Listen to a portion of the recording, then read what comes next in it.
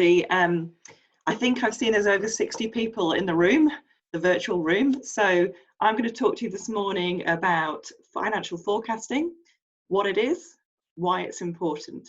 I firmly believe that if you're prepared to invest in yourself and gain a basic understanding of how money works in a business, then you're more likely to succeed because you'll be able to make better informed decisions around your cash flow.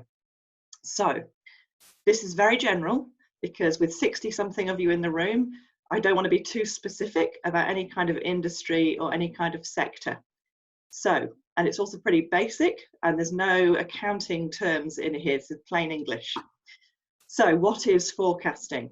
It's the process of predicting your financial position in the months ahead.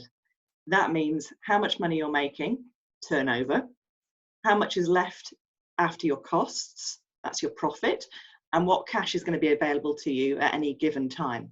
It's a bit like Met Service forecasting the weather. You don't expect it to be absolutely precise, but it's going to give you the best guess based on your industry knowledge and market knowledge. So it may not be exact, it may not be precise, but it's worth doing anyway, because it will just help you to make better informed decisions. Am I going to employ that person? Am I going to target a new market? Am I going to need more cash in 3 months' time and I'm going to need to have a conversation with my bank? Wendy will come on to that later. So for startups who are bootstrapping, now bootstrapping is a term that is used a lot in the startup world, and what it means is the founder of the business is primarily relying on their own cash to support the establishment of that business until it becomes revenue generating. So somebody who's bootstrapping, it can really help determine at what point in time your cash is going to run out. So that's your cash burn rate. So let's say at day one, you have $10,000 in your business bank account. And at the end of month 3, you've got $4,000 left. That means your burn rate is $2,000 a month. Okay, nice and simple. So turnover, vanity, profit, sanity, cash, reality. Repeat after me. Turnover, vanity, profit, sanity, cash, that's reality. If there's one thing you take away from my presentation this morning, please let it be that. Different businesses are going to forecast differently.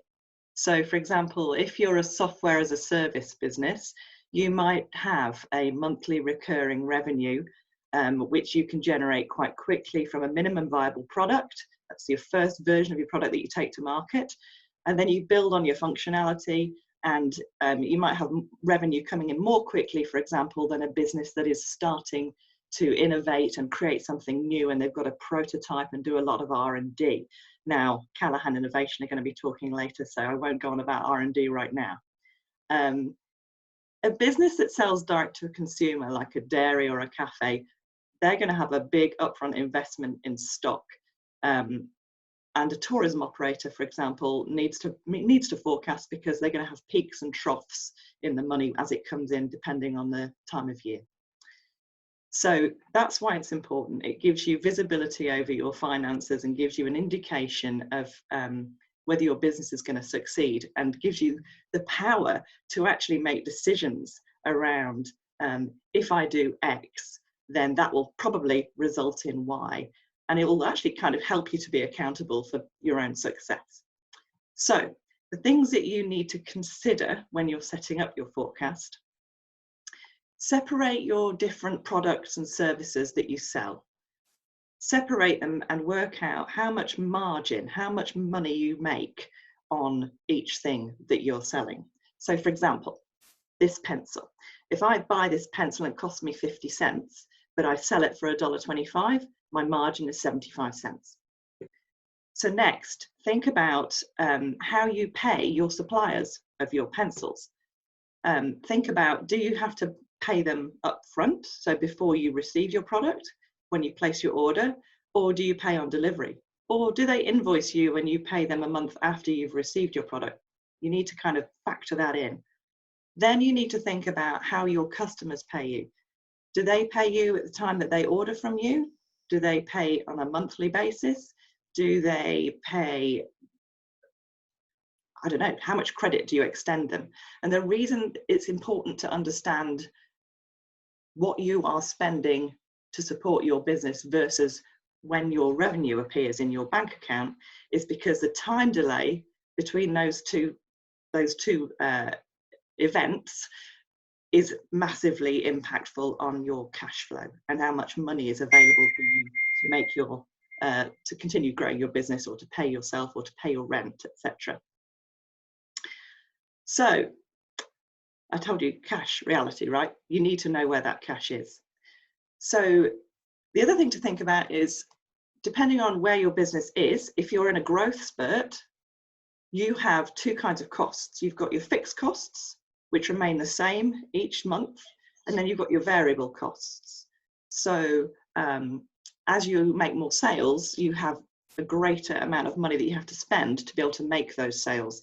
So those are things to be conscious of and cognizant of as well. Where we're at now with this lockdown, it'd be great if you can kind of play out a few different scenarios in your forecast.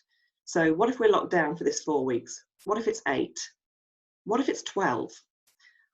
What if it's longer? What if the New Zealand borders don't open again until February next year? What impact is that going to have on your sales?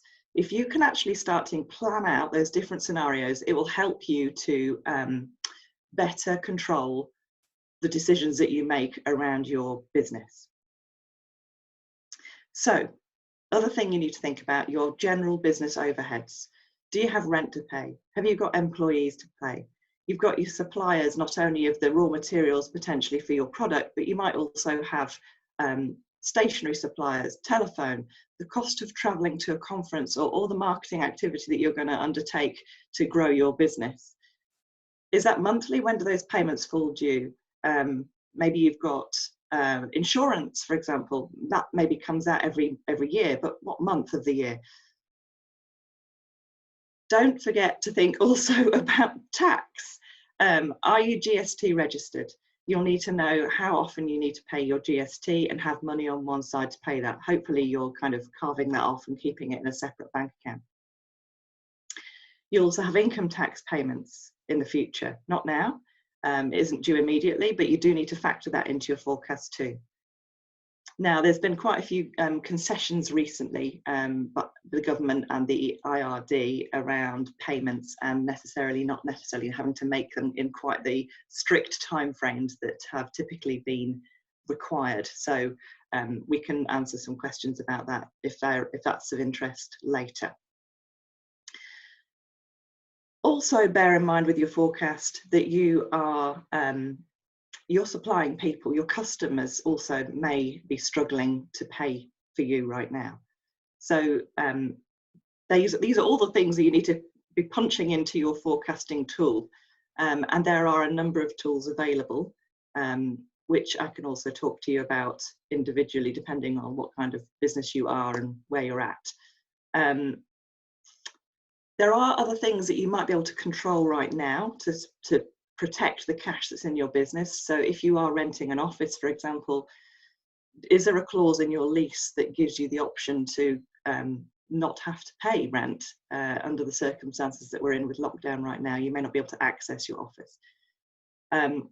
All of these different factors are going to determine how the money is moving through your business and where it's at and whether it's accessible to you. So that's my spiel on forecasting. I'll hand over to Wendy to talk about the banking side of things.